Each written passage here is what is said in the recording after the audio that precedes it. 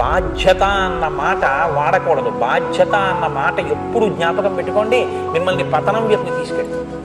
బాధ్యత హెచ్చవేత, అర్థం పర్థం లేకుండా తీసుకెళ్లి పాడు చేసే మాట బాధ్యతే. బాధ్యత నెత్తికెత్తుకుంటే 7 తరాలకి దాచినా మీకు చాలు. కర్తవ్యం మీరు జీవితంలో అలవాటు చేసుకుంటే మీరు చెయ్యవలసిన పని మీరు చేశారు. వాడి యోగ్యతలు వాడి ఇష్టం.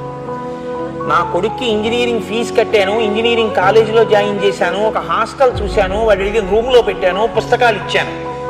వాడు ఇంజనీరింగ్ చదువుకుని పేరు పక్కన బీటెక్ తెచ్చుకుంటే వాడు కనపడినప్పుడల్లా వాడికి మంచి మాటలు చెప్పాను.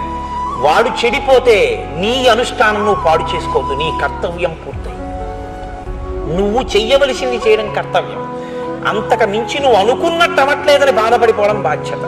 నీ వ్యక్తిత్వాన్ని పాడు చేస్తుంది బాధ్యత, నీ వ్యక్తిత్వాన్ని నిలబెడుతుంది కర్తవ్యం.